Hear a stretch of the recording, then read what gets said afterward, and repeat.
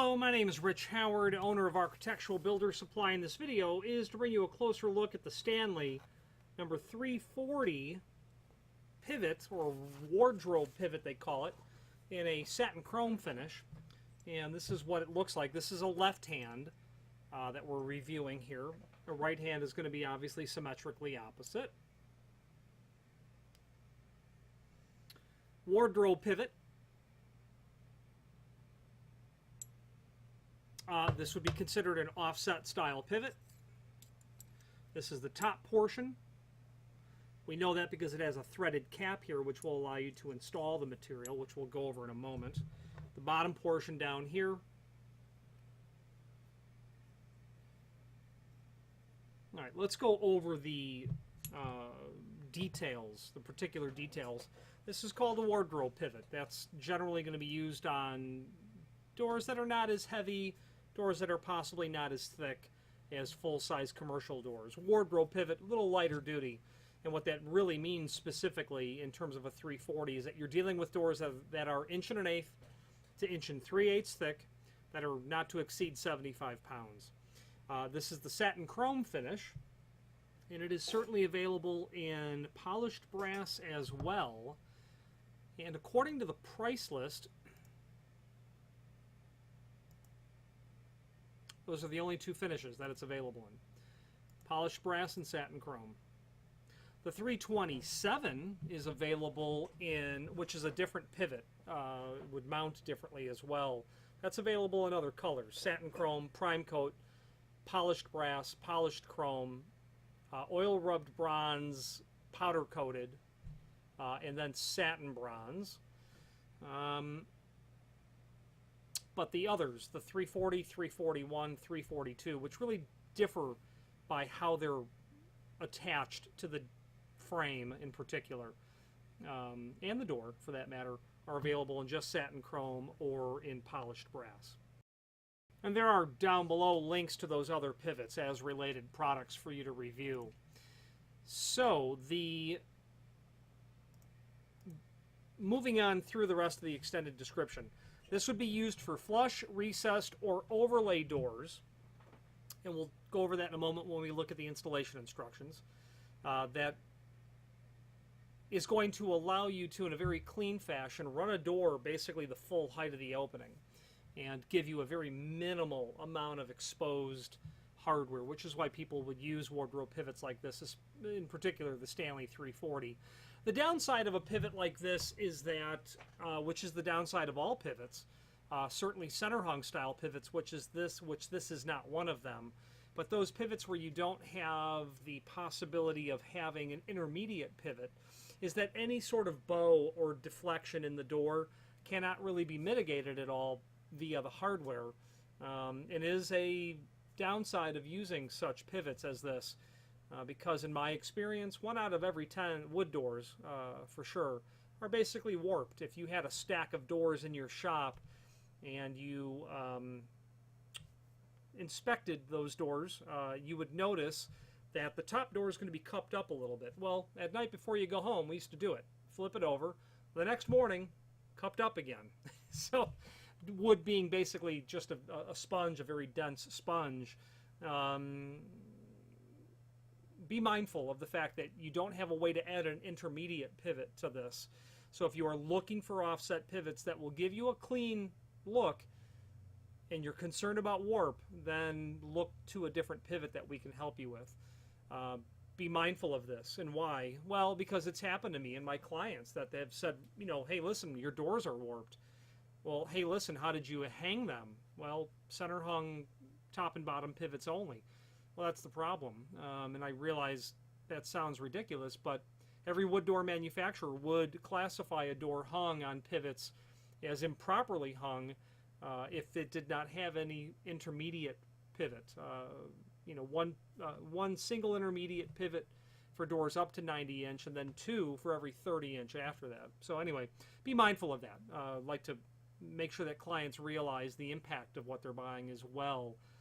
Any disadvantages and certainly any advantages. The advantage is that it's very clean in its appearance, and in fact, I've personally done doors like this that took an 1 3/8 door and then laid tongue and groove, rift cut red oak tongue and groove over the face of these doors, and had to literally add steel L angle to the back side of them because they were all warped. And it solved the problem, made them awfully heavy, but it took extreme measures to take the warp out of that natural product being wood. Does give you a clean appearance, no doubt. The door can be opened in 100 to 180 degree when you are doing a inset sort of application, and we'll go over that in a moment. Separable leaves of the top assembly provide fast installation. We'll go over what that means. And then finally, they are indeed handed, left hand and right hand.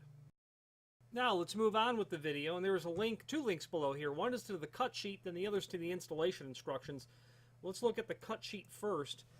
That's going to give you a really nice overview of what it looks like in cross-section, which, you know, when you're done, that's what it needs to look like from a side view. The bullet points above, we've covered all of those except bushings at the top pivot point, assure smooth, silent operation. That's for sure. There's going to be a bushing inside of here. And we can look at that a little bit closer.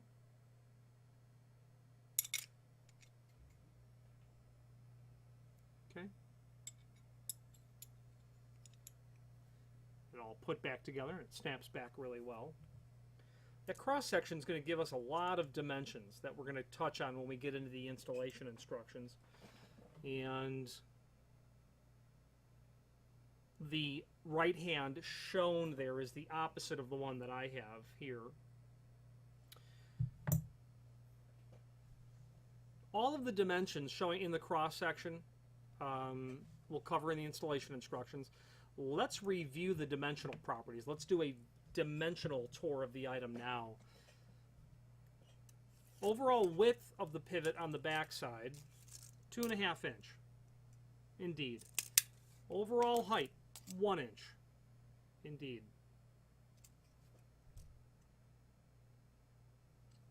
They're giving us a dimension on this leg as well at 2.5, and that is accurate. A width over here of 15/16. That's accurate. And I do like to just double check these to make sure that that the drawing matches the physical hardware. Overall, from the back side of where you'll mount it to the stop to the outside of the hardware itself is 2 3/8. Then you can see where that's going to come in play. And that's really where you're going to get into using doors that are really up to 1 3/8 thick, because you can see where that's going to fall. Now, the pivot point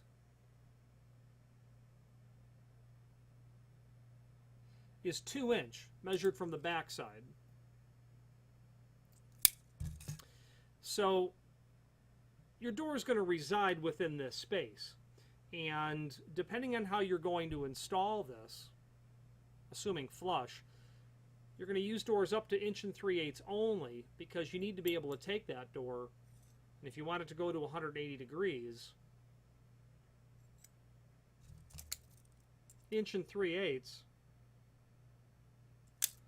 going to be about right here. You're going to want to be able to come out and around with that door being here. So the point of that is, from where your stop's going to be located, you're going to be at about 2.5 inch. Well, you've got your door thickness, but you have to be mindful to permit any clearance, like maybe some casing that you might have, or some sort of wall treatment, which is why you're going to have a greater area there. Okay, I suppose, you know, that greater dimension. I suppose if you were only going to go to 90 degree, you could, you know, potentially fight a thicker door into there. But, you know, you're right at the pin at about 1 11/16. So you're not really going to get anything much thicker, maybe 1.5 inches. Certainly if you're going to go to to a 90 degree opening. Now, the link to the installation instructions, that's where the rubber meets the road. Let's look at step 1. You can see how the different types are defined in terms of the type of installation. Overlay is literally that it's going over the face of the frame. The door is going to actually be placed right on the face of it. Flush is where that door is going to go in the opening and be flush with the exterior wall, and then inlay or inset or recessed in this case is where it's literally pushed in. And you can see in that regard, depending on how far recessed it was, your degree of opening is not going to get too much past 90 degree. But in your overlay, certainly 180 degree. In your flush, depending on your door thickness, in your trim thickness, well, your trim thickness really, you'll be at 180 degree. And people like that flush installation because what they'll do is extend treatments that have been done to the wall over the face of the door as well to make it all blend in as much as possible, which again is where you're going to really see wardrobe pivots like this. Now, maybe not if you're just running some sort of small trim or chair rail against everything, but is very common. I've been in large homes where they have doors that they want to blend into the wall, and there's a chair rail running on the walls, and or wainscot, and that will extend over the doors. But also think about where you have slip matched plain sawn American walnut, okay, and you've got a whole wall of the stuff, like a 20-foot wall, a wardrobe. Well, those doors need to all match, and you don't want hardware hanging off of there that's going to take away from this gorgeous walnut. So an example of flush. Anyway, select how you're going to install the material. Let's move to step 2. And basically what they're saying is that for flush or recessed door application, determine the desired clearance between the hinge side of the door and the side jamb, typically 1/8 of an inch. Meaning between the edge of the door and the jamb is 1/8 of an inch. You're generally going to have a small amount of relief or bevel to what you're installing. But when you've got 1/8 of an inch margin between the edge of the door and the jamb, a bevel would not be required dimensionally. But if you're going to tighten that down to 3/32 of an inch total, on either side, where you're going to have like 3/16 of an inch pre-fit between the inside frame opening and the door width. You're going to take 3/16 and divide that by 2, on either side. Then you're going to start to really want a bevel on the door. So be mindful of that. Now, moving on, let's see, we're still in step 2.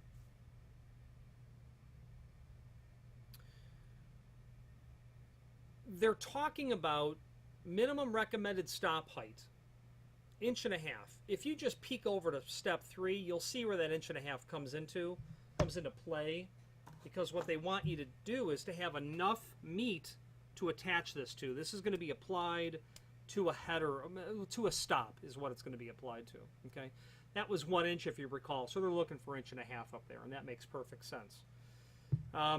The paragraph at the bottom, plywood block at hinge only to accommodate floor leaf. If you go back to the cut sheet, you'll see where that plywood block sits, just so this can sit down onto something. Now, if you're installing it onto wood flooring, and your floor is really, really flush and flat, then you are in good shape. But if you've got carpet, you've got to get this down to something solid. And they're talking about a minimum thickness of 3/4 inch to accommodate the screws that are included. Okay. If applied over flooring other than wood. If you've got wood flooring, you're good. Thickness of block should be determined by thickness of the carpet or other floor covering and clearance desired. Sure. Height of the door opening from top of the plywood block to the top of the stop, assuming mortised hinges, door leaves only, equals door height plus 3/8. For non-mortised, equals door height plus 3/4.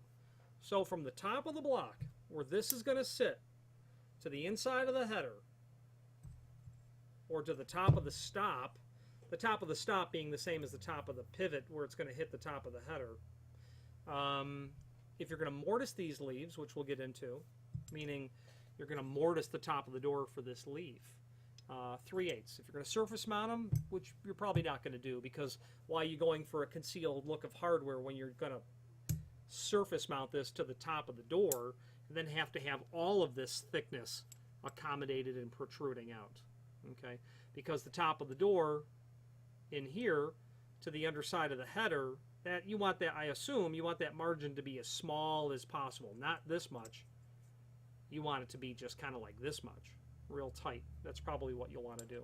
Step 3 shows us, what's the important part with step 3?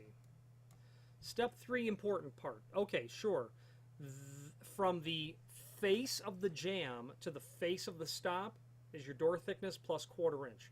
That will give you enough room to be able to install the hardware and fit the stop, locate the hardware. That's what they're looking at there. Place edge of stop leaf along the vertical clearance line.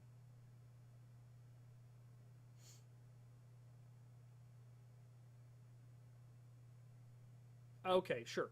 The vertical clearance line is back in step 2 when we're talking about what's the margin between the edge of the door and the jamb. That's the vertical clearance line. 1/8 of an inch, most likely, is what that's going to be. Okay. Mark center of the elongated hole. So we're now talking about physically marking the hole for this pivot. You're going to mark the center of the elongated hole, because why? That'll allow you to be able to scooch that around a little bit when you start to hang the item. Step 4, drop a plumb bob. So literally, according to the installation instructions, and anyone who makes a living doing this, they're going to drop a plumb bob from the top center of this pivot, let that plumb bob hang. That's where you're going to locate the exact center of this bottom floor pivot. Done. No reason to worry about anything. Provided that your jamb is plumb. Jamb needs to be plumb too, though. Tack the stop leaf in position temporarily. So get this put up. Good enough. One hole in the center of the elongated. Put the screw in, tighten it down just enough to hang that plumb bob down. Tie a plumb line to the threaded portion of the stud. Very good. So in this step number 4, they've removed the door leaf.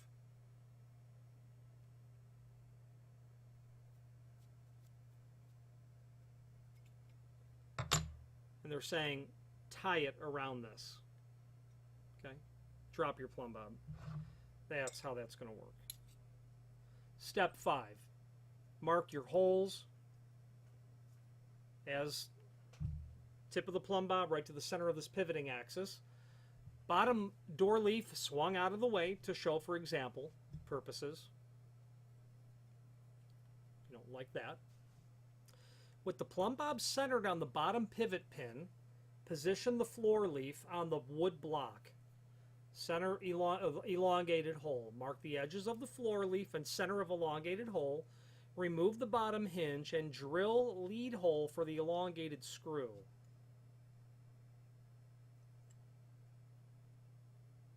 Remove bottom hinge and drill lead hole, meaning a pilot hole, for the elongated hole screw.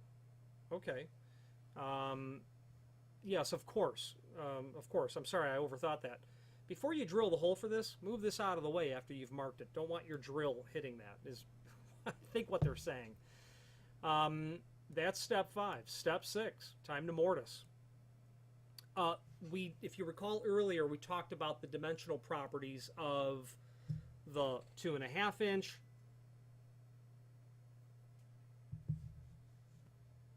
2.5 inch,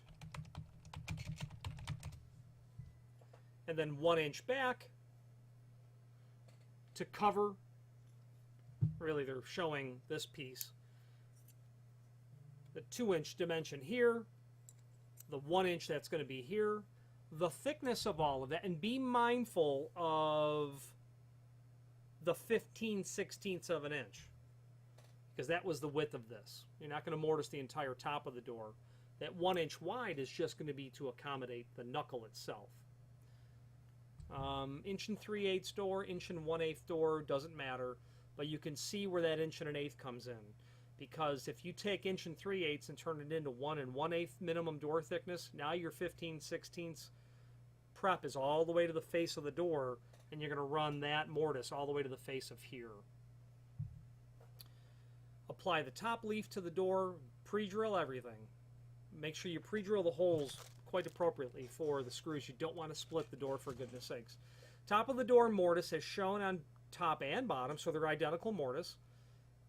If the minimum clearance is required, which is going to be your 3/8 of an inch divided by 2, 3/16 sort of situation.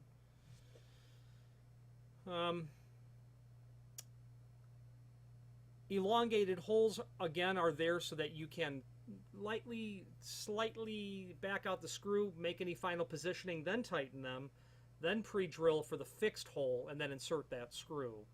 That's where step 7 really comes in. Drill lead hole and center of elongated hole previously marked and attach the stop leaf with a screw in the elongated hole. Don't tighten it quite firmly yet.